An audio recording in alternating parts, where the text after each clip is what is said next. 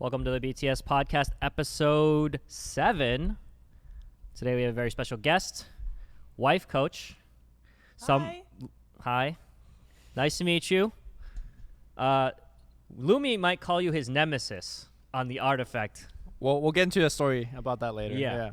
But how are you? How are you doing? I'm very well. How are you today? We're just getting ready to talk about some artifacts, some fun stuff happening. Some fun stuff happened last week. Yep. I don't know how much we can talk about that, but we can talk about We can talk about that. Yeah. We can't talk about the details, but you did very well. I think you were the only undefeated player, right? Well, in the Swiss rounds I was, yeah, but then I got defeated in my first match, so I would have preferred to lose one game in Swiss and then win one more in the playoffs, but that's all right. I'm not complaining about it. I love the practice and I just love tournaments in general, so it's okay either way. So first things first, since a lot of our people that are watching and people in Artifact is a totally new community, new personalities, everything like that, probably don't know anything about anyone's background. Sure. So how did you get into kind of card games in general? How did you get into Artifact specifically? Start at the beginning. Oh, start at the beginning? Yeah. How detailed you want it? We got plenty of time. We got like an hour and 30, you know, Yeah. take your time. Well, I grew up in a gaming family, but it was more the traditional games like backgammon and things like that. My father actually ripped me off for my pocket money. So you guys played for money. That's hilarious. I literally got 10 D-Mark, Deutsche Mark cents, which is about 5 euro cents per week. And he took that from me like every week. And that made me quite good. And I actually ended up financing my studies with playing backgammon. Oh, okay. So it was worth paying that money, I guess. Then I just played a little bit poker, but more for a hobby. And never really put my focus on gaming. Like literally the last video game I played before I met my husband was Super Mario Brothers. You know, like the Mario jump and run game. Yes. Well, and then I met Lifecoach, and he was playing poker at that time. I didn't play, but when he quit poker and started playing Hearthstone, I was super pregnant, and we moved to the Cayman Islands, and I literally was really big and felt really lazy, so I decided to play the Asian server at that time because it was the only town left by him, and I really liked Hearthstone. So that's where it started, and well, now I'm here, I guess. What was your like non-gaming job? Because we all have non-gaming jobs. Mine was lawyer, I guess. Technically, I haven't. You were never a lawyer. I wasn't ever. You got a law never, degree. Yeah, I got a law degree. That's a lot of jumps you're making here. Yeah. But it would have been lawyer if I didn't do esports, right? Yeah. And what would yours have been? I have never had I graduated college and was a caster. So okay, this guy doesn't count. What about you? Okay, well, I graduated, in Germany it's a little bit different. So I studied actually economy and foreign languages after school. Okay. Because I wanted to do something with politics that time. What languages? But English, French, and Spanish. Okay. I got really bored by what would have been my perspective. I mean, my perspective would have been have an amazing job, but it would be a 9-to-5 job, and I didn't want that. I mean, I was like young and, and I started working at a casino, which, first as a card dealer and then as a croupier, and then I organized the poker tournaments there, which was good fun, actually. And there I met this guy who actually hired me for a poker magazine as a journalist. Oh. At that time, the journalists in that area were really lousy because they all knew poker, but nobody knew how to write. So they got me in, and well, then I went on this poker cruise, which was this ship with a poker tournament on it. Really nice, actually, really nice stuff. And there I met Lifecoach. Oh. He was playing a tournament there, and I was covering that. And well, did he win the tournament? He didn't, but he won me. So still worth plus EV. Right? Plus EV, yeah. Plus EV on the tournament. I think the life's lesson that we took from all of this is con your kids out of their pocket money. No, you gotta train them early. Look, yeah. If your kid's used to losing, I think that's actually good. It's not bad. I don't like the whole they handle the defeat well. Yeah, I don't like the whole American sentiment of like everybody's a winner. Yeah. That's not true in life. There's definitely losers. You Yeah. gotta crush their dreams 50% of early. people lose an Artifact. That's definitely Well, true. you could have waited a little bit shorter than 10 years to let me win my first match, but okay, that's all right. But How many years did you have to lose before you get to win one? I think I started when I was 5, and I think I won my 5. first match against him was 13, 14. Wow. That's Yeah, a long time. Actually, that reminds me. That's a long time. My dad taught me how to play Chinese chess, Uh-huh. and when I was younger, I couldn't beat him. Mhm. And then What's the difference between Chinese chess and regular chess? I know the difference, but our audience may not. you don't move diagonally Okay. because there's no bishop in that game. Okay. Yeah. Anyways, Lack so of religion in Chinese chess. anyways, it's also Chinese. When I first beat him, he's like, "Yeah, I just let you win." You know, he did the whole salty Oh, thing. no. And then we were, I was beating him consistently at a point. He's like, "Yeah, let's not play anymore." Oh no. That's my story. Did your growing dad up. let you win, or did you beat him legitimately at 14? I beat him legitimately, Okay. but there was a lot of RNG involved. Oh, all right. And It's okay. are you a fan of lots of RNG or not? I'm not really sure. I mean, I do like a certain amount of RNG because it's just fun, and I do, in difference to other players who take it like super seriously, I really enjoy when I top deck, and I really have feelings when my opponent does or does not. So I do like these emotional swings that come with RNG, but if it's too much, it just feels like a gamble. And with Hearthstone, for example, it just got too much, and then I didn't enjoy it anymore. Do you But with do you tilt Okay. easily as a player? Like if they top deck you and you know that they top deck you, do you flip out or are you just kind of mellow? I'm like a heavy tilter, to be honest.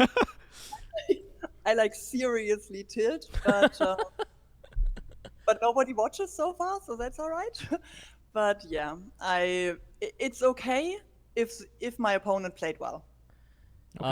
So, I'm somewhat familiar with Hearthstone. I watched some Hearthstone during the when it first started rising as like kind of a competitive esport. You kind of jumped into it a little later, right? Yeah. Not like right at the start. But Lifecoach was very much like he was out in front. I want Pretty- to remember say I watch him like qualifying for some tournament. Like Life Yeah, Coach it was pretty wasn't early. a big guy in the beginning either, right? He kind of had to break into the scene, right? Yeah. Was it Yeah, a I mean, Yeah, my question, I guess, is was it a decision for you to like kind of were you like, do I want to be public? Because it's like a decision always to be a public figure, to go to tournaments and to play them and to be on stream, all that kind of stuff. Was that at all like a decision for you? for me personally or for Yeah. my husband? For you personally. It is a big decision right now, actually. I always avoided cameras, and I really don't like any kind of pictures and publicity in general for myself. I love it for my husband, and I do take a little bit that shines on it, but I don't really like being public myself. But then there was this one match versus Maverick at the DreamHack, and I didn't remember even that know. one. I didn't know we were on stream. We were like the second stream, Yeah. but we were this heavy control matchup, which took forever. So the other match was over when we were not even 1-0. So yeah, and that was kind of cool because I was always scared that people would reject me for whatever reason, and they were actually all really nice, and I enjoyed getting closer to what my husband does.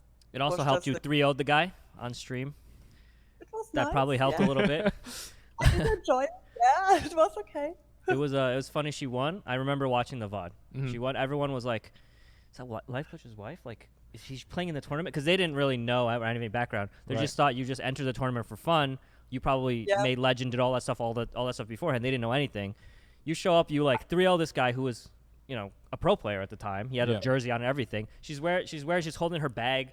She just gets up and it's just like nothing. Everyone's Yeah. like, what the heck did this happen? And then they interviewed her after, right? They interviewed you. Oh yeah, they did. Oh, I was so nervous, but yeah, they did.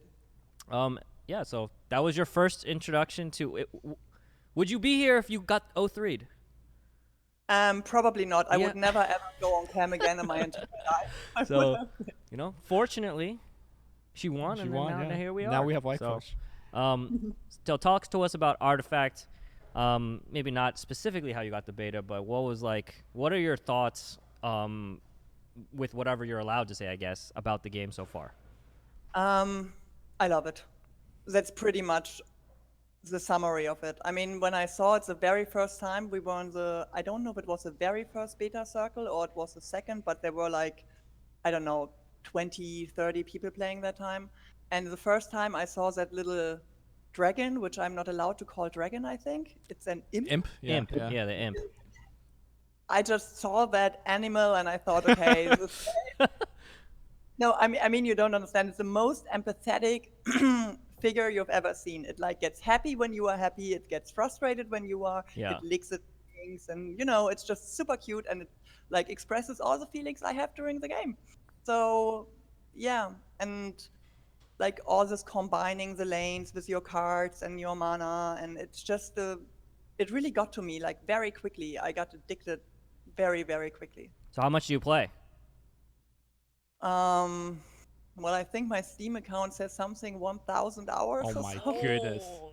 That I don't is- even have 1,000 hours. I You play have a lot. 1,000 yeah. hours. I am not even close to that. I'm in Yeah. the hundreds. So So there's on the gauntlet, it keeps tracks of your rank based on like how many games you play, how many wins you have. Yeah. On the very top, you have hyped, yeah. which is she got the most playtime. That guy is always that killing. like I almost got That- to a He's point. like a robot. Yeah, it almost got a point. I was like, I got annoyed queuing into him. Yeah. Because like all I Every did is time. queue into It's him. like I'm like, and I press a button. You have been matched up against hype. I'm like, again. Yeah. And then after hype is you and Lifecoach. You guys are constantly, or at least it was like maybe a month ago. You guys are consistently grinding a lot of games. Who's better? Yeah, who's better? Life coaches. Oh, okay. Are you saying My- that to be nice? Are you saying? Oh, come on. You can tell us. No, like when he plays the game, it's like this whole construct of everything. Like people think he is BMing them because he times out at mana 3, like at the first round. He literally calculates his whole strategy beforehand. Yeah, but who won undefeated in Swiss last Yeah. tournament? I That checked would be me. Swiss. I checked Swiss, and Yeah, he so had a Swiss loss, is- and you didn't have a loss. So yeah. you know. Yeah, Yeah. I want to talk to you about tournament. You are my number one nemesis in tournament play. Lumi. I am feel bad. I am very salty whenever I match up against Wifecoach because I think when we play on ladder we go like even 50-50. In tournaments, Oh, what? what? I think we go even. I don't know. What does she think? I don't know. I haven't tracked it. Okay. It's very serious to me, See, so look, I've been tracking This it. is okay. I'll just tell you, the person that tracks the win rate Yeah. and the one that's just like, oh, whatever. Yeah, it's 50-50. Yeah, but It's this is 50-50. you're losing some cred here. Yeah, Lumi, sure. you But know? in tournament play, I think I'm like 0-4 against Wifecoach. It's rough. Well, I got lucky as well. I mean, you cannot 7-0 in a Swiss without being lucky, right? I agree. Yeah. Not to take anything away from you, but like No. to get True, 7-0 is very hard. Yeah, Yeah. it is. And it also, Artifact, it really feels like you're accomplishing something when you win. I always feel very, very, like, oh my God, like the battle. Like sometimes it's just, you're just thinking so hard. Yeah. So do you feel that way, or is it just kind of like, I just play my cards and Depends on the deck I'm playing. I mean, it very much depends on it. I mean, if I play, for example, blue, I'm really exhausted after every game. I'm not a very intuitive spell deck player. I really need to think about it, and I'm exhausted afterwards. And I always feel like I failed, which my husband then analyzes with me and normally tells me that I failed at certain points. But if I play normal, like stat-heavy decks, where you play your curve and you just try to put your minions on board and generate the stats, I'm not really exhausted. I'm just enjoying it. that's me. I can't play blue. I don't even try. Yeah. I try to practice it now because Hyped, speaking of him, like finishes me off with blue so many times, and I just, in my experience, it's a lot easier to play against the deck once you played it yourself. Okay, So that's fair. That's true. practicing that, but it frustrates me like a lot. I'm not a patient player, and with blue, you just need to be a little bit patient and wait till all the stuff generates the value. And I just don't want to wait. I want to play my stuff and keep going. So we had, for all of our guests, we had them rank what their opinion, what the best colors are. Yeah. We want to hear your opinion. You already kind of said, you're more of a aggressive player. I wouldn't say aggressive, but I just like stats. Okay. I don't know. We are talking about constructed, right? Anything. Anything. Yeah. Yeah. You can even rank them Well, based on how pretty the card looks if you want. I don't. Yeah. Whatever your own ranking is for the colors. well, personally, I love to play red black Okay. because I'm quite strong on initiative. At least I think I am. And the black cards often are initiative cards in whatever way. I mean, you really need to think ahead and do that. And red just has strong stats and good cards, good heroes, sorry. And it's just a very nice combination because you can remove and then push through your damage, which is a nice thing to do. But it's not so fancy. You know what I mean? Yeah. I mean, blue is just like all this fancy stuff going on and thinking about it, which is pretty when you win.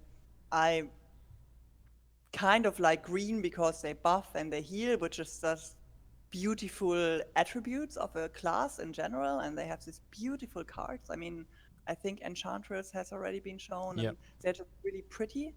But for me, they are a bit too slow. So what you're I'm- saying is, you should have gone not Bolt of Damocles as your reveal. You should have gone, I don't know, Axe Well, Big it's funny- Brother or some other like big great red card or something. Well, actually, I was very happy with this Bolt of Damocles review because I spent an entire evening debating with my husband about how to play this card and how to play against it. So when they offered me it, I was like, oh yeah, cool. I don't need to do any preparation for that. I can just do the review. Cool. That was nice. Can I give a hot take here? I actually don't. People keep talking about how blue's so hard. Yeah. Yeah. How hard is it? You just wait until turn 6 and 7, you cast your stuff, and you win. How hard can that be? Come on. It's not true. It's not true. It's, know? But yeah. Yeah, kind of, yeah. You got so many things that change Look. attack and keep my heroes alive. My mean- Luna now has 8 Eclipse charges. I just kill them. It's how hard. Hotbit lost a tournament match yesterday. We have an internal This has tournament. nothing to do with it. And he played against the deck, had annihilations and eclipses, and he was a little salty. He was a little Who salty. passes thunderstorms to the guy who's playing all blue? Like, come on. Okay. Yeah. Well, yeah. Uh, But I don't know. All these, I mean, you say you just try to stay alive until, but you know the stats of the blue heroes, yeah, right? yeah, they suck. So, They're weak. I mean, you have Luna there, and then you are like turn 6, and Eclipse has like 4 charges. So, kind of frustrating, I guess. But yeah. I guess my next question is what is your, since you said black red, what is your favorite hero? Let's make sure that the heroes did they reveal all the heroes now at this point? No, I don't know. not okay, yet. well, don't say hero that hasn't been revealed, but Yeah. what's your favorite hero of the ones that have been revealed? Which ones have been revealed in black? In black, you got Yeah. Sorla Khan, Yes. Lich,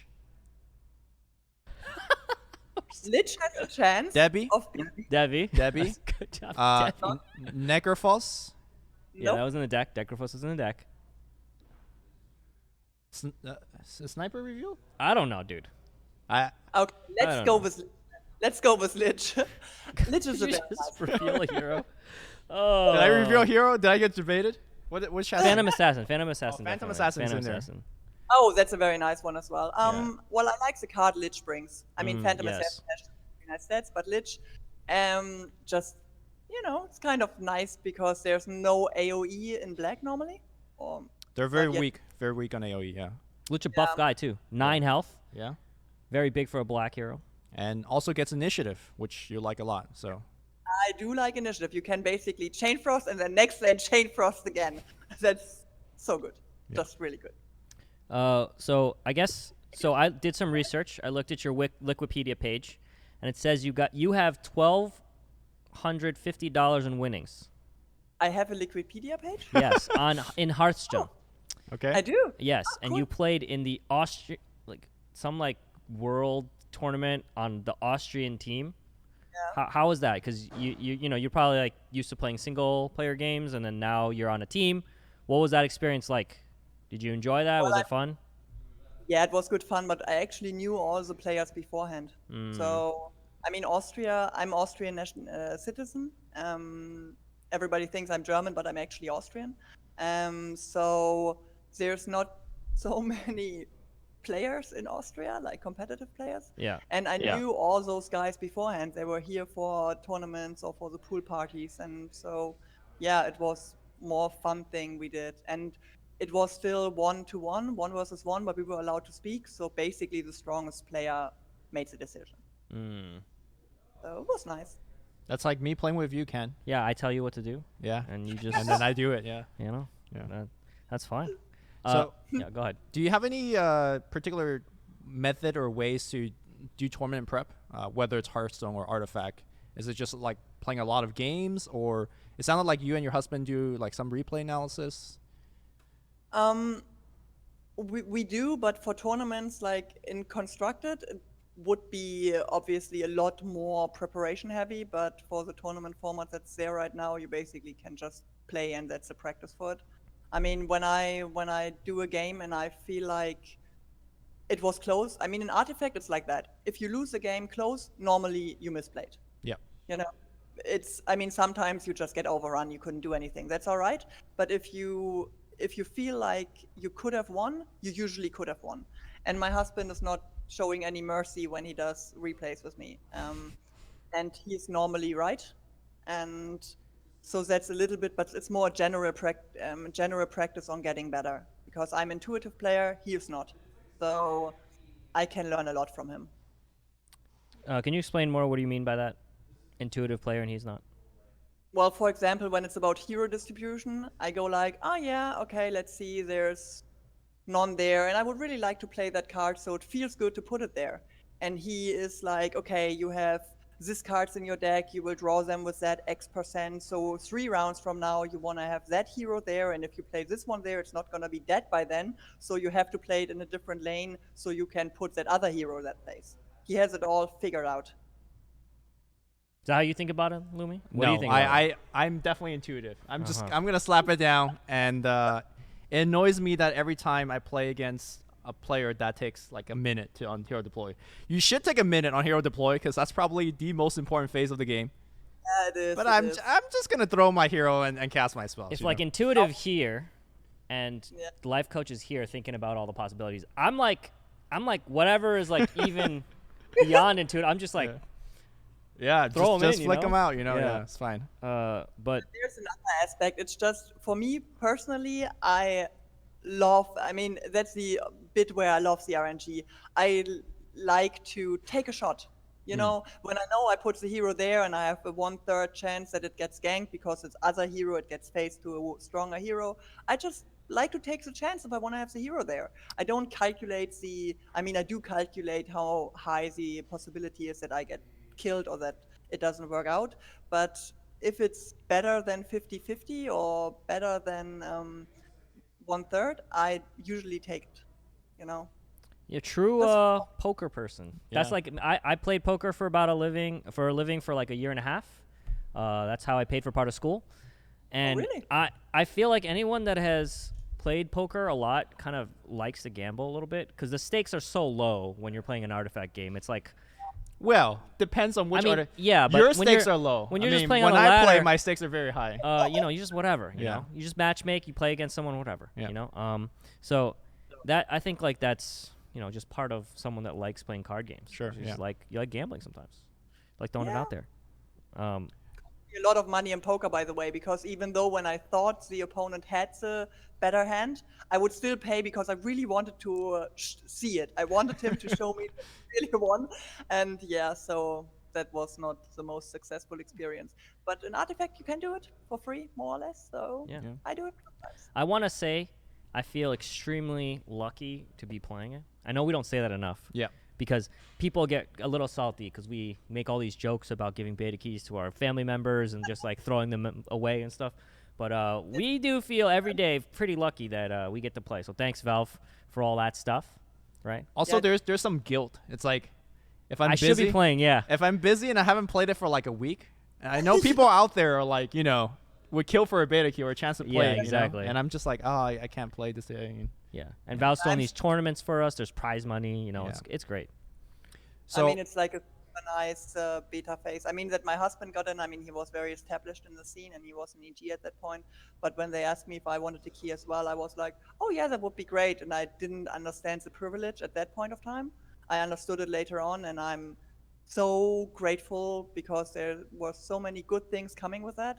I mean, not only the fun of playing it itself, but the tournaments. Okay, there's a financial reward or whatever, but that's actually not the biggest appreciation. But the start of a community is very nice to be part of that. Everyone's so happy. Yeah. No one's upset yet. Yeah. That comes later.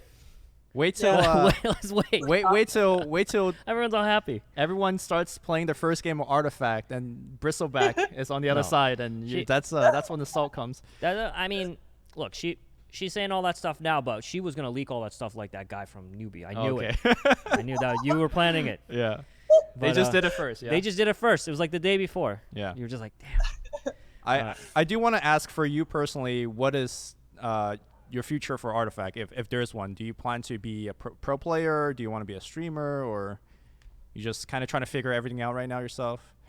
Well, I'm figuring it out. I mean, we do have 2 kids, and they are quite important to me. Okay. So, How old are they, by the way? Yeah, are they old enough for you to beat them at backgammon yet?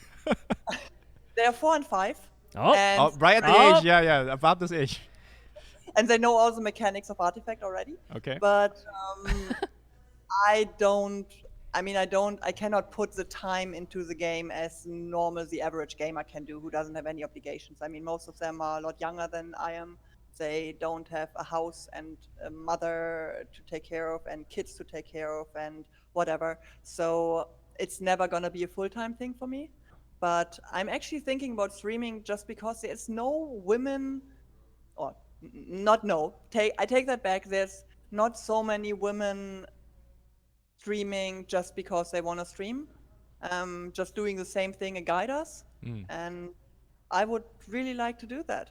But I definitely want to play tournaments just for the fun of it and see how far I get. I mean, it will turn out fairly quickly if I'm good enough or not. Well, so we will see. Doing all right so far. Yeah. Let's but are they gonna play Artifact? The kids. You gonna teach them how to play? Nope. No. Not yet. Not yet. Not yet. Okay. Gotta Maybe start next them gen. young, you know? Yo, they're gonna win the when they get to 13, 14, they're gonna win the TI. Yeah. Oh. TI 6 Artifact too. Artifact. Artifact too. Yeah. You know, it'd be all Yeah, worth it. Maybe, who knows? Yeah, with that father, they might actually. Yeah. Yeah. Sumail started playing Dota when he was 6. Did he actually really? He started playing Dota when 6? Yeah.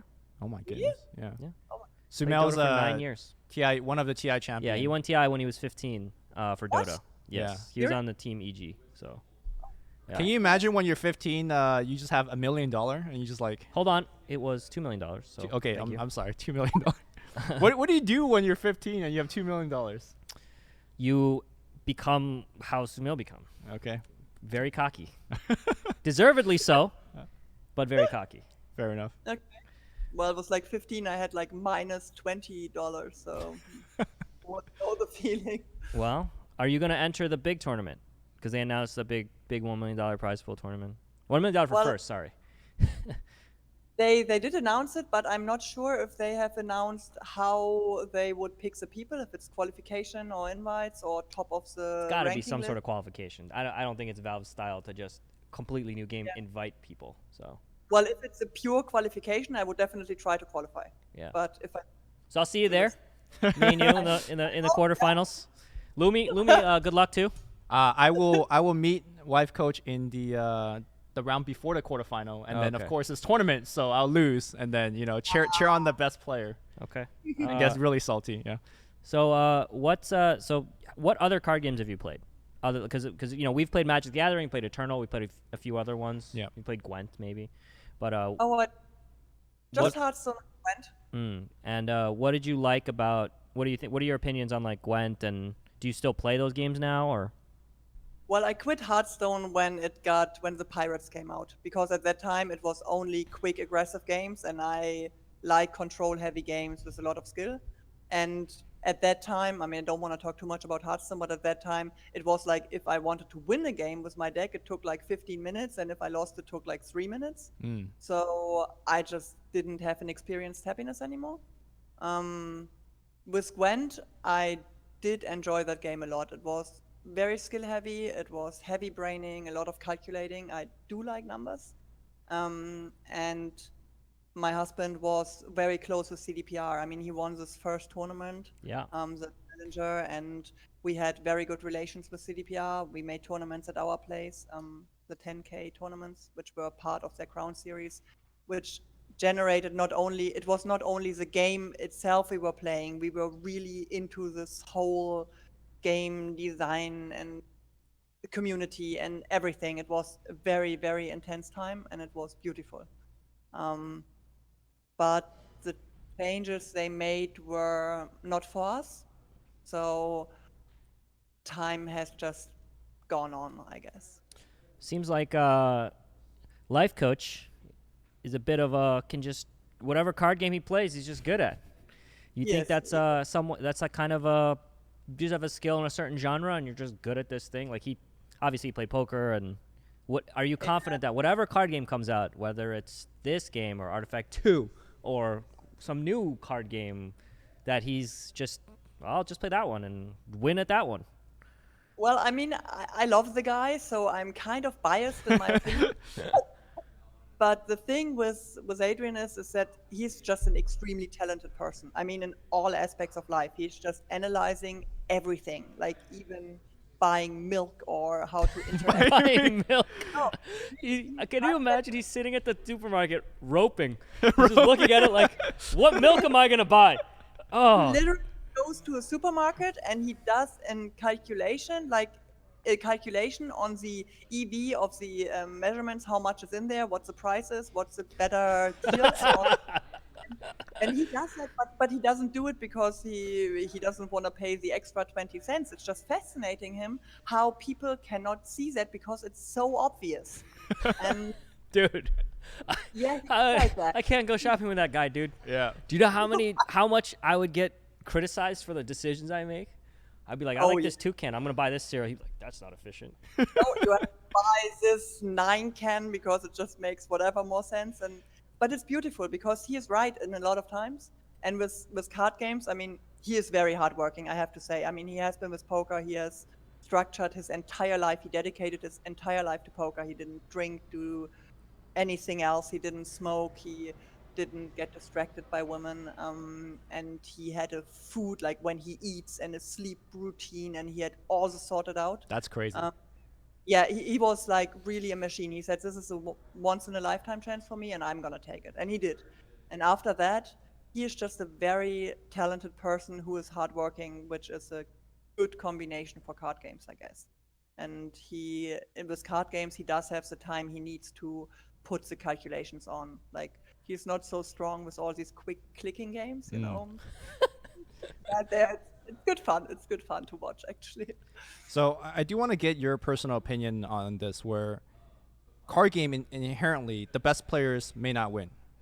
Sometimes you just draw the wrong cards. How do you feel about it? I know you're not looking to be the highest caliber competitor, but even as just a person that just plays the game for fun, does that bother you, or do you think it's just part of the game?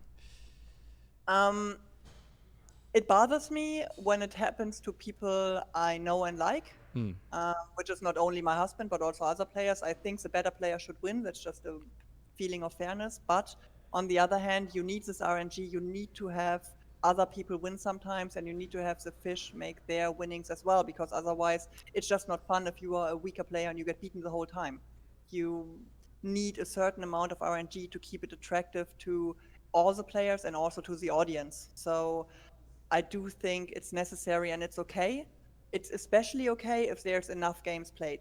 So if you do have a ranking list, for example, that tracks all the games over a month, and the RNG is low enough that let's say the best player of the world should always be top 5 or top 10. And in tournaments, if there's enough tournaments, it's okay if the better player loses because he will have a good win rate in general.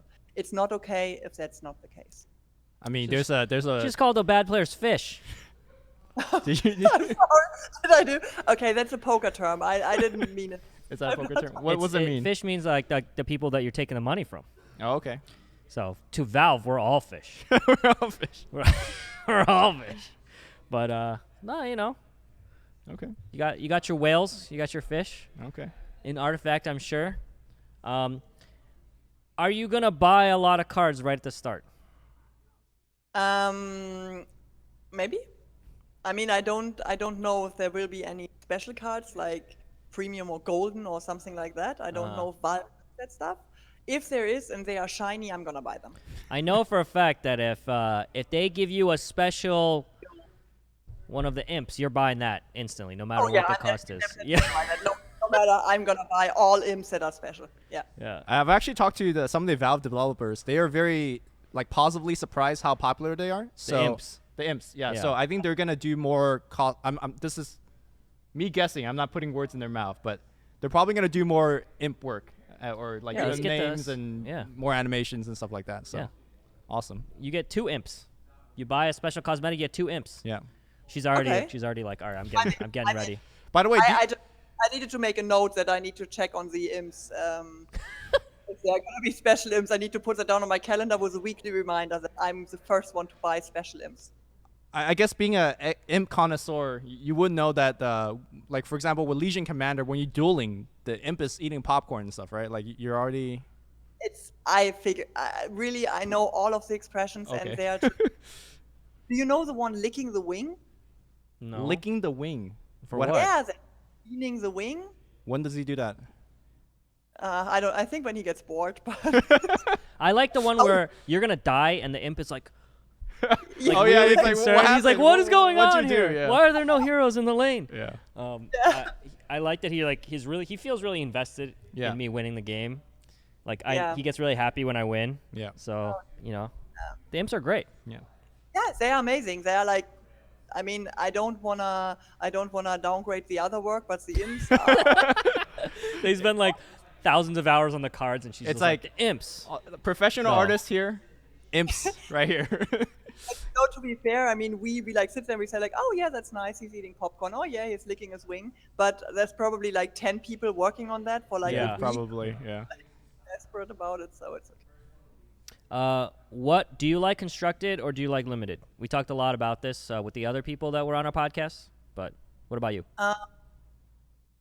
I like the limited actually. I'm a lot stronger with constructed because I don't have that much experience as pro players, so it takes me a little bit time to adjust to a new deck. But I like the drafting phase a lot. It just gives you more. It's just more entertaining, I guess. You get to see more stuff. So this question's been asked a lot about by our chat members. They always want to know, can you do more than 2 colors in Artifact deck building? Well, you can take 4 colors if you want to. Yeah, but I'm asking you specifically because every time I see you on the ladder, you're playing some janky 3-color draft deck. So have the experimentation like gotten better for you? Have you getting like positive win rate on 3-color versus 2-color, that kind of stuff?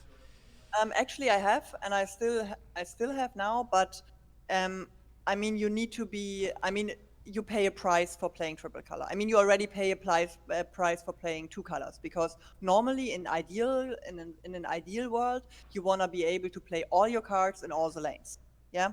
But normally 1 color is not strong enough card-wise to provide you with that. So having 2 colors gives you more flexibility, stronger cards, stronger heroes in the mix, and then you can do that, and that basically pays the damage you get by that. With triple color, this effect gets a lot worse because you normally have 2-2-1, and then you have only 1 lane if the hero's not dead where you can play your cards. So you need to think about your decks a lot more.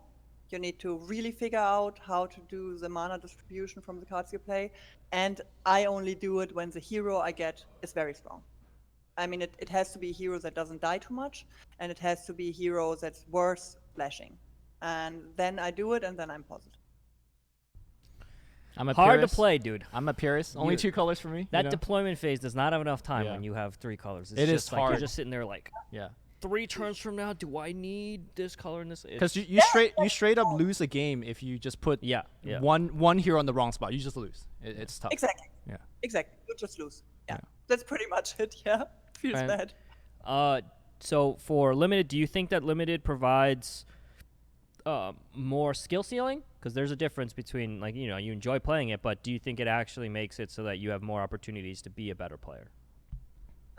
Well, it definitely has this additional skill of deck building because in Constructed, you can basically just copy the deck of the strongest deck builder. Yeah? Yeah. So You do that, you have the best deck, and then you might even be a better player than the better deck builder. Right. And this is something frustrating for the people who come up with those decks, which I understand. In draft or in limited, you don't have that. You really need to make your decks, and if you are better in building them, you have an advantage even if you are maybe a weaker player than the other one. And there's so many bad decks running around. I'm not saying I'm building good ones, but there is bad ones out there. So I like this two components, to have the deck building and the playing strengths as a factor in your ranking. However, there is more RNG involved, obviously, because Yeah. you have the besides RNG, you have the in-the-game RNG, and you have the deck building RNG. But I think it evens out if you play enough games. It does seem like I think the best players are still finishing at the top, even in draft, even with more RNG, because. I'm not saying this all about me. I'm just a general statement. Like, even in games like in Magic the Gathering, even in draft tournaments, it's still the top players that end up winning or doing very well. So. Well, I mean, to be fair, right now you have a skill difference between the people who have been playing longer and others who came new. So it's kind of not. I mean, when the skill gap is big enough, the RNG is not that important, right?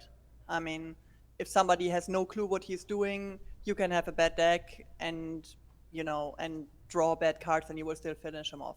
Yeah. So it's only super relevant if you have players being close together skill-wise. Then the RNG is very relevant.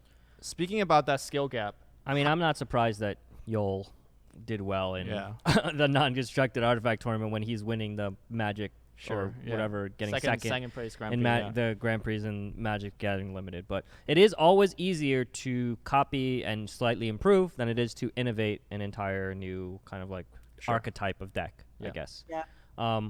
I guess my next question is, do you like more hidden meta where players kind of develop their decks in secret and then show up to the tournament day with potentially new decks? Or do you like the kind of, the way it was in Hearthstone where you have a ladder and there's very much a lot of deck testing and experimentation with everyone? A lot more refining. A lot of refining. Yeah. You're not going to really show up at a Hearthstone championship series HCS tournament and have a completely totally new deck that no one has ever seen. That's very rare. Very rare, but you can change very relevant cards. But personally, I mean, it's a big difference if you have last hero standing tournaments or how do you call the other ones? Conquest, I think, is it? Or Conquest, yeah. Which format you have. Because it's just super relevant for your deck building. However, I think the ladder should be balanced enough that you are able to practice your tournament deck. But that's obviously kind of an ideal scenario. But it should be balanced enough that you can play everything there. No ladder is the word on the street for Artifact. I know, I heard that. Yeah. You just get to play tournaments, I think. Only tournaments. Really? Do you? I'm just guessing. Are you a fan of that? If that was the case? Yeah. If that was the case, no ladders, no grinding, no ranking up to legend. You just play events. Tournaments. Yeah, play events. I would be fine with that. I just want to play. I don't really care if I play ladder or tournaments. I just want to play and see my imp. So that's alright. You getting lag there, Artie? Artie, are we doing okay on the Discord? Oh, I think it. Okay, we're good. We're good. Yeah. There is some level of networking then. Do you know what I'm saying? What do you mean? If there isn't a ladder, then you got to find good practice partners. Yeah. Right? Lumi would like to officially petition for membership in you and Lifecoach's practice. I want to be in the family. Yeah. I want to lose money change his to name, you back in him. You know? Yeah. I'm not tied to my last name. I'll change. Yeah. Oh, he wants to be in the practice partner. That's all right. Come over anytime. Yeah. You could hang out with them. I'm very good with house chores. With what? With house chores. I'm very good at. I will do your laundry for I'm very 2 good deck at lists. washing dishes, and I have a lot of practice in chopping vegetables. I'm a good sous chef. Yes. Lumi makes lunch for me every day. Oh, come over then. It's just night or so. It's easy. They fly me over just to do chores. I don't get any artifact practice in. Yeah. So, all right. So a few more things about the limited and versus constructed and all that kind of format. You said that you are better at constructed, but you want to learn more, and you seem to enjoy limited a little bit more. Yeah. Do you think that Valve should have both of those formats in the main tournament? Because it seems like everyone kind of thinks that they're just going to do the standard kind of big constructed tournament, and then I don't know. Like so far, Valve has tested around the different tournaments with different styles, like constructed, limited. They tried different things. I'm not sure what we're allowed to talk about. And so far, every time it got better, which is very rare. Normally in closed beta, they try around stuff and it gets 2 steps forward, 1 step backward, but they really did a great job on improving. And every tournament has been a little bit different. I think the one coming up is the first one that's identical to the one before. So I kind of hope and I trust that they will do it for both. But I guess we will see. And I mean, there's not only Valve potentially doing tournaments in the future, right? I mean, there's this We Play who have announced. oh, there's going to be a lot of people doing tournaments. Yeah. They can do whatever they like. I mean, they can do let's play a red tournament or let's play whatever tournament. So I hope that there will be different styles of tournaments going on. Yeah. Let's play red. That's a good. Let's play red. That's going to be real boring, real fast. I mean, too. I don't know. Who's the best red player? Ken Chen, you should enter that one. I'll be good at that one. You just go face, Yeah. just put down your heroes, make them point at the right things, and you just go. Yeah. Easy. You can very cool cards with making them, but Yeah. well. Yeah. So let's talk a little bit more about your experience traveling, because you went to a few tournaments. You've played from home. It sounds like for Artifact at least, you're probably going to be more playing from home, kind of just enjoying yourself. Is the esports life something, if you had time for, you would do? Well, I actually traveled to most of the tournaments my husband traveled to. Nobody knows because I wasn't on cam, but we calculated it that 1 year we went every month. We were gone for 9 days. So for tournaments, not private traveling. There was no time for that. And I love it. I mean, I do love traveling in general. I just think it's super excited. We are born, like the first generation born in a time where you can be literally at every place in the world within like 48 hours. We are Europeans, so we usually get a visa for whatever place in the world. And it's affordable and doable, and I think we should just utilize that. But that's a general thing. And with the tournaments, it's just so great to see. I mean, you come to all these different places in the world and you meet people you know and who game, and it's just always a good atmosphere. Like, not always, but most of the time it's a good atmosphere. And yeah, it's just meeting friends wherever you are in the world. It's really great. And another aspect is that, I mean, we have this very settled life. I mean, we're a little bit older than the average gamer. We have family, we have house. And the gaming industry has so many young, so talented and smart people who are not judged by how they look or what they wear, but what they have in their brains and what they do. And if they don't completely mess up socially, they are accepted and respected. But I mean, this is like a beautiful community, like per se, you know, in the world today. So I really enjoyed having that experience. I hope more is coming up with Artifact now. So who wins the first million? Is it somebody in the beta or somebody out of the beta? No, out of the beta, 100%, I believe. You're taking millions of people that will come in versus the tiny bit of extra experience that we have. Well, I mean, it's a hard guess. Depends on how many people come in, actually. But I mean, the people who are in closed beta now, they are not random people. They are already pro players from other games. So they have an edge and are smarter in other games already. So I would say a ratio for 1 versus 200 or versus 500 maybe even, that it's 1 from the beta. People are memeing about you saying tiny bit and her having 1,000 hours. They're saying that's I mean, they're memeing. I'm just saying, guys. Look, when I played several hundred hours, and this might be just a reflection on my own lack of ability in Artifact, but I was losing to people on day 2 in that tournament. People are smart. yes. If they're really talented at card games. You're talking about packs. Yeah, packs. Yeah. If they're really talented at card games, they're going to catch up really fast. Yeah. It's like within a week, I think all the meta or whatever we was developed in the beta is just gone. I think like there's going to be millions of people playing the game. They're going to all be developing stuff. You're going to find the very best, people like her husband that sit there, calculate all that stuff, and some kid that is just a genius at it. Some chess guy. I think chess people are really good at this game. Yeah, it might be, yeah. So a few questions from the chat. They're asking, do you guys travel with the kids when you guys go to these tournaments or what? Sometimes we do, sometimes we don't. We have my mom living in, so she's really close with the kids, and it's kind of really, really nice to have her around for that.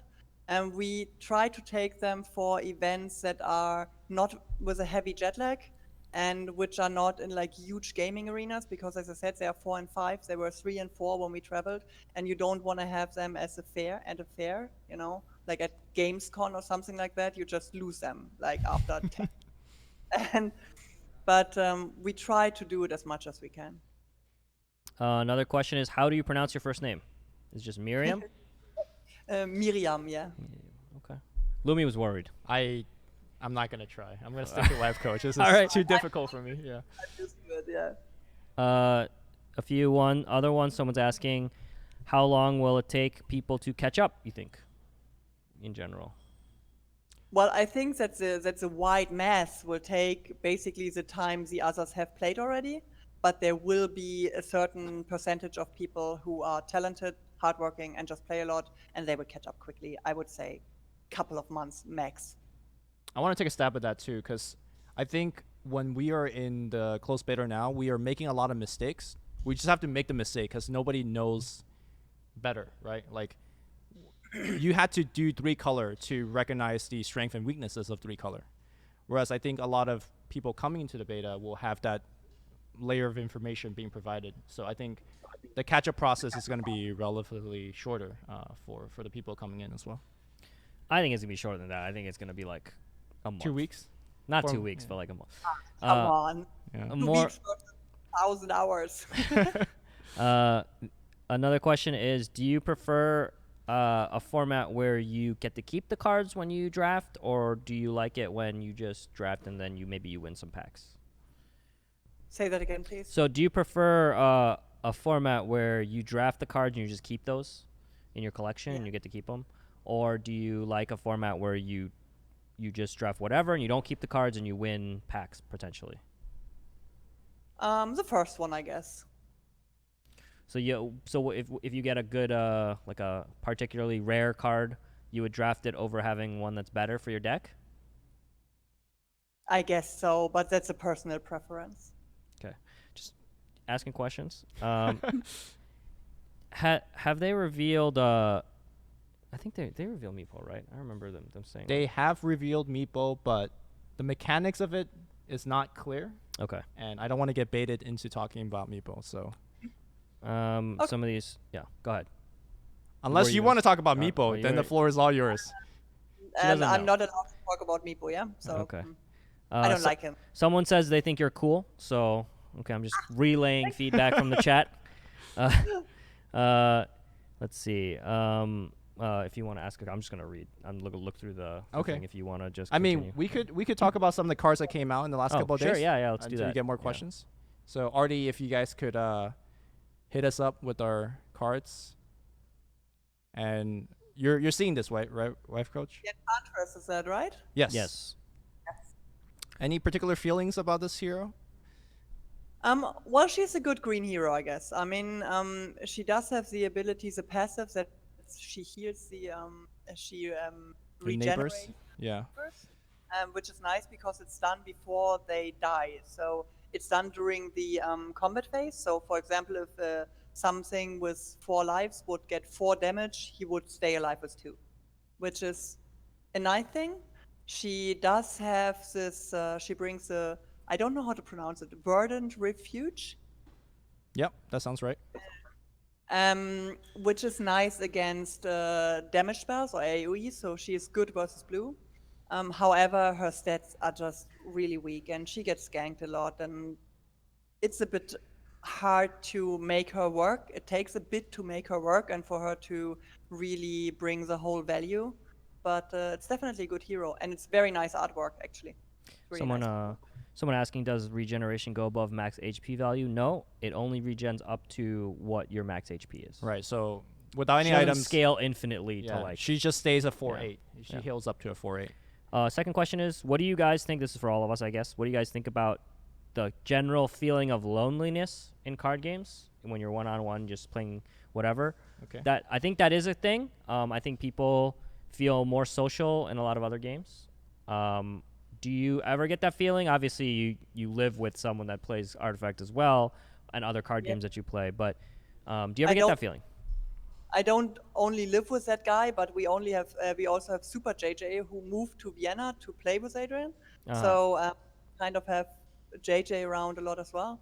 But I do understand the feeling in general. I mean, you literally sit alone in front of your PC, you play games, and you win, well, great for you. You lose, nobody is there.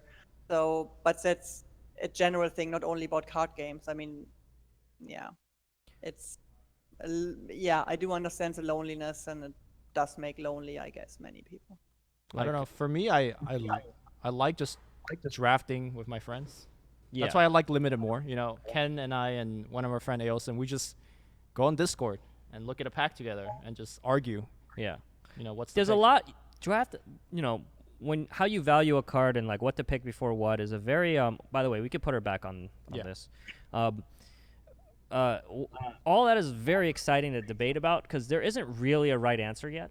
Yeah. There isn't like those stats or whatever. I mean, right now we have to say that basically all the players, even the ones considered as good ones, are actually not good. I mean, when we look at the gameplay we do today, 1 year from now, we will say, "Holy crap, what did we do?" Yeah. You know. Yeah. So there's a lot of room for discussion. What do you and Lifecoach, when you guys are arguing about card mechanics or what's good or what's bad, how heated does it get? You're like, is it always civil? It is. I do respect that he is right most of the times, especially with deck building, because I don't have any experience with that. But I just play the cards I like in the end. So, but he really gets salty about my. Does the golden ticket have already been revealed? Yeah, you shouldn't talk about that. Okay. I'm not talking about it. I am not 100% sure, so you shouldn't talk know. about that. Yeah, we'll see. Yeah. Maybe chat. Well, chat will just bait us. Chat is gonna bait us. Yeah, so I don't know. People are like, it's revealed. I don't feel safe. Yeah, I don't feel safe about that. But there are RNG aspects to cards that she probably enjoys a little bit more than Lifecoach. Yeah. Let's just put it that way. I mean, I do like to add RNG cards just because, and he would never do that. He calculates the value, and if they are not good enough, they are not good enough. All right, so a lot of the people are saying that it is revealed, and they're typing the full what it is in the chat. So I think we probably can talk about it. It was at PAX, apparently. Has been changed maybe since. All right, whatever. I don't know. I'm so scared. I'm scared. We need like a Valve. We need like a Valve guy behind us. Yeah, we need Bruno like right here. It's like, yeah, can we talk? That's all right. You can talk. You could talk about that thing. Yeah. And then we talk about it. You know, we need. Yeah. Anyway, it must be fun. I'm jealous that you have a relationship that you're able to share something that is like you both like and you're both probably pretty high level at. That sounds pretty amazing. Lumi, we have that relationship. Yeah, me and Lumi have that relationship. So I'm jealous. It's fine, you know. Yeah, okay. Yeah. All right. Yeah, we could just move in. You happy? We can move in. You're getting a puppy. I'll yeah. move in for the puppy. Yeah. So, well, what do you think that? Because I don't actually play that many games with my girlfriend. She plays different games than me. We kind of just she plays League and WoW and whatever, and I play Dota and other games. Do you think that there's an advantage or disadvantage to playing the same game as the person you're with? Well, it depends on how competitive you want to play it, I guess. I mean, if you both are just playing 1v1 games and you just do it for fun, I think it's not such a big part of your relationship. Mm-hmm. But for Lifecoach, like for my husband, gaming or like his work he's doing is a big part of his life. Mm-hmm. And it's super important for him, and he dreams about it, he speaks about it, he talks about it in his leisure time. It's just a big part of him. So I kind of have to play the game he is playing in order to be a partner in conversation. And the better I am, the better conversation partner I am. And it's just, I mean, we have been together a long time, and it's a very nice thing to enjoy the same things, whatever it might be. For us, it's a lot of gaming. So yeah, it's important if you do it like we do. What if you make the tournament, he doesn't? He's actually a super supportive guy. I mean, he is very competitive in general, but he is very open to share any knowledge with anybody. I mean, he streams his knowledge, he shares it with me. He's not a jealous person at all. I mean, with the people he knows and he's friends with, he really wants the best for them and supports them. So it's really nice. Making a lot of people in the chat jealous right now. Yeah. Of their relationship right now. The people in the chat, they're typing they're typing a lot of things. This is a relationship goals here. Bible dumps in the Yeah. chat. Yeah. Okay.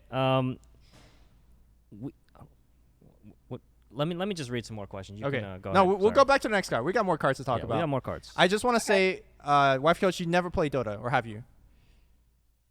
No, I wanted to play the intro, but the first card, like the hero that was the intro, was Luna. And I had lost 3 games consecutively with Luna on my deck, so I just literally uninstalled it immediately. She just didn't want to play. Well, that's funny. Well, let me tell you, you save yourself a lot of heartache and headache. Stay away. Yeah, stay away from Dota. It's You know, you want to be no. Dota's very fun. It is Yeah. very challenging. It's Extremely. not a game that you can just casually play. If you need a lot of time, when you have a lot of time and you want to be ready to learn it, yeah. then we're happy to teach you. But Okay, if it's then I have played then. Yeah, it's the other way around then. yeah. What? Sorry, We didn't hear what you said. I didn't hear what you said. Oh, then you are not coming to Vienna. I have to go to the States then. Yeah. Sure, yeah. I mean, I'll still go and teach you Dota there. Yeah. I heard We'll the coach EU you. server is better too. The so. EU server has higher MMR. Yeah, They're better so- than the NA server. That's what everyone's been saying. Yeah. I don't know if I believe it, but that's what the pros are saying. Next card, are we gonna bring up? Yeah, what is this? Oh, this is defensive bloom. Uh-huh. Yeah. Make walls. This is nice. this is Trump's reveal. Okay, let's just Trump's reveal. Not the one from Hearthstone, the other one, but so I want to say this card really embodies what Green wants to do, which is kind of flood the board, and Green has a lot of these abilities that protects them or make them better. Yeah. So we saw Enchantress, Lycan with this is pretty good. So you Yeah. know, pretty good card. I mean, green in general has many mechanics to heal or to buff. So these 0/8s are actually fairly cheap because they only block. But the moment they do more than just blocking 8 damage or potentially more, like depending if they get overkilled, they're just insane. I mean, if you get them to be a 1/8 or 2/1/8 or something like that, it's amazing. Like a mist. Mist of Avernus. Mist Oof. with these. Oof. Yeah. It feels good. Yeah. Get the It's really good. Enchantress very good next to these. Lycan very good next to these. Yep. It's also one of those one card blocks 2 potential threats. There's not a lot of cards like that in the game. Usually you trade 1 for 1. Yeah.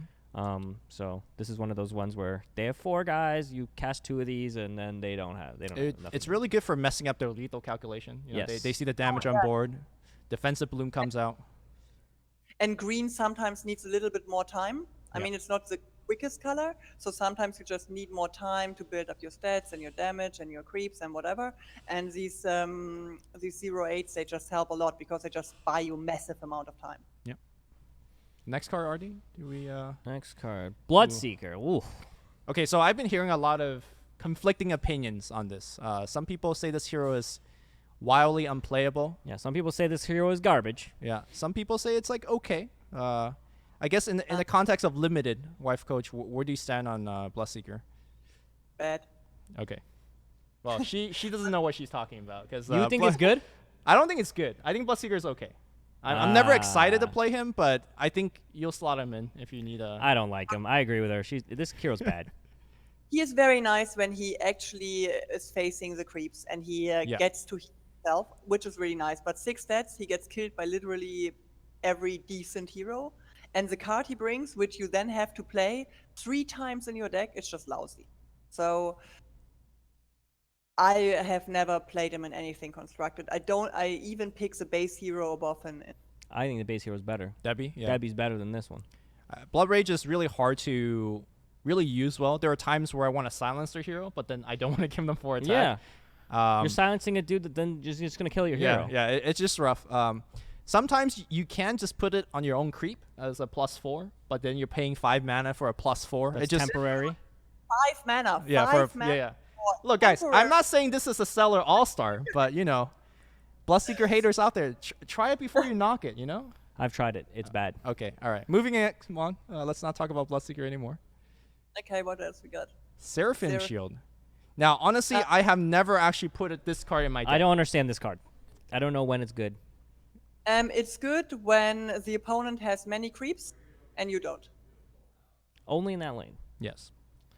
Exactly. I mean, it is nice when the opponent has like many creep or many things with little attack, and you just put that on the board, and suddenly he doesn't make 20 damage, but he only makes, I don't know, a lot less.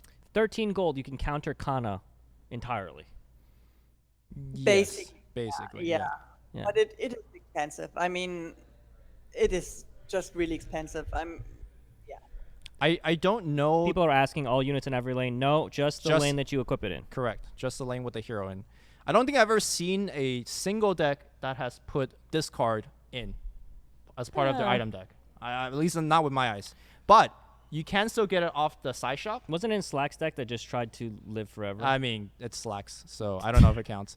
But if you buy this, off of the secret shop, I've seen it just completely take over a game, like in those like Kana scenarios that you talk about, and they just like, wow, I can't beat this. This is crazy. I mean, what it does is actually when the opponent calculates the damage and he thinks, okay, he beats you down in 1 or in 2 or whatever, and you just, okay, suddenly you need X rounds more. And during that time, he has neglected the other lanes and you just beat him. And but basically the only scenario when it works. The crazy thing about this is that it's a calculation that you mess up for your opponent without needing to cast any spells, right? Sometimes they silence your hero or they stun your hero and they like, we got lethal here. No, you don't. And it's crazy. Okay, so this is actually a good item that I just don't know how to use. Yeah. It's expensive.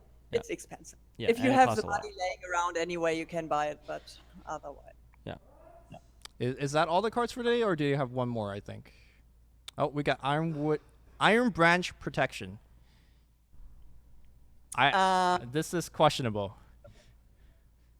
Well, it is nice because you can play it on any unit, I think. Yeah. Yes. Yeah. Any unit, any lane. This will stop conflagration. Any lane, which is nice, because you can actually protect a hero until the next round. Sure.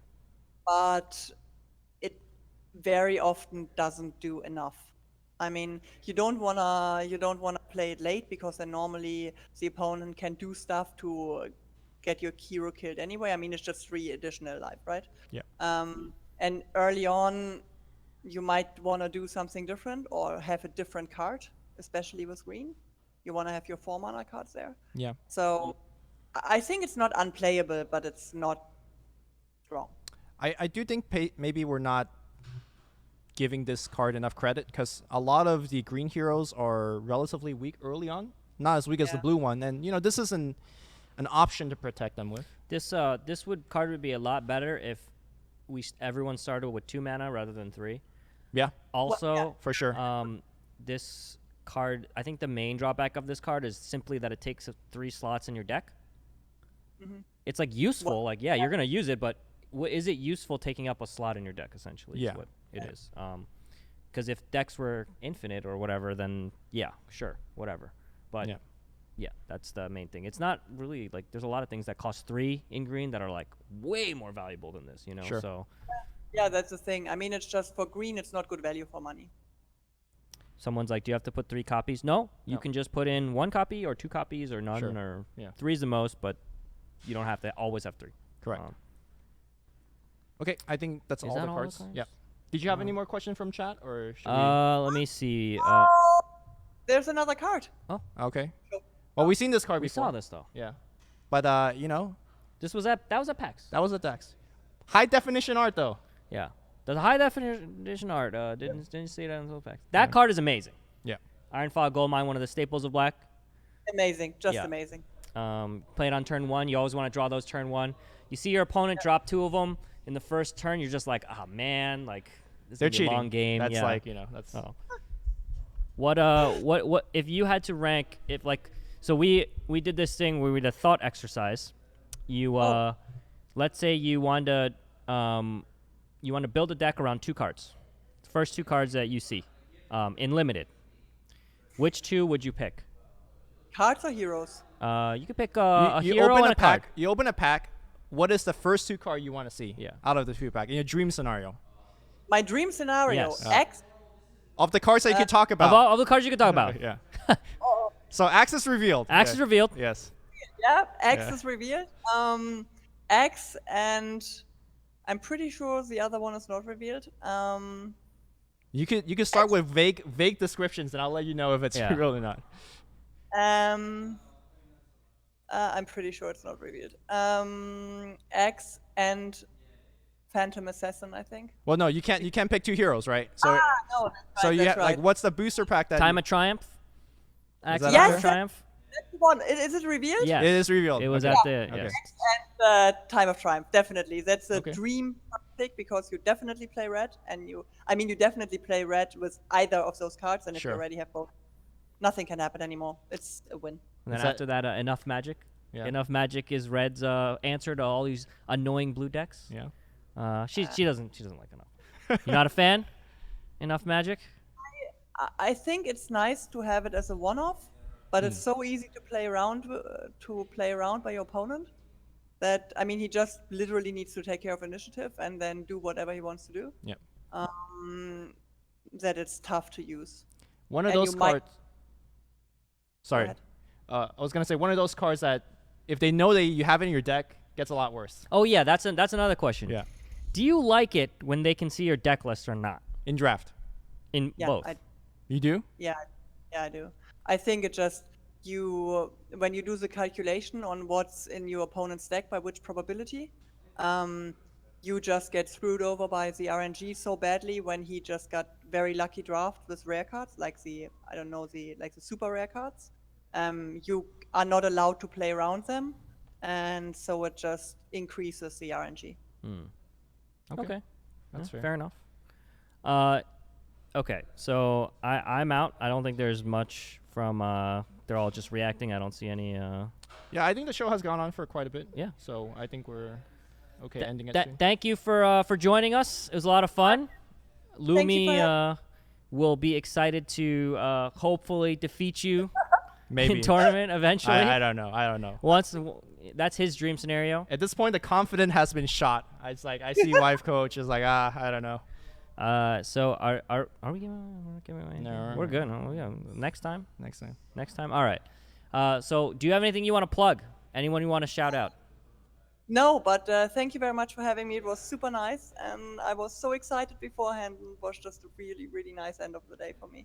Thank you so much for having You're welcome. It Thank was you. great. Look, Yeah. she didn't even have anything to plug. She just wanted to talk to us. This is Yeah. great. I feel nice. Yeah. She's not even like, oh, follow me on Twitter. Follow her on Twitter. Do you have Yes. Twitter? me. I do, but Artie, throw it up. Throw up the Twitter handle. it's also- wife 1981. I wanted to ask, did you paint the wall behind you yourself? Because I saw that. I was like, oh, it looks good. Of course. Sorry, what? It's a no, it's obviously not the original. It's the Monet, the word Seerosenteich. It's like a famous piece of art, Lumi. I mean, How could you like not recognize that? she maybe could have painted. I don't know. I wanted to ask. Okay. No, I'm a lousy painter, but it's the water lilacs, I think it's in English. Okay. Thanks for joining us, and we'll be back next week with more artifact stuff. Hopefully, we'll see you soon. Who Okay, knows? thank you. All right. Bye. Bye.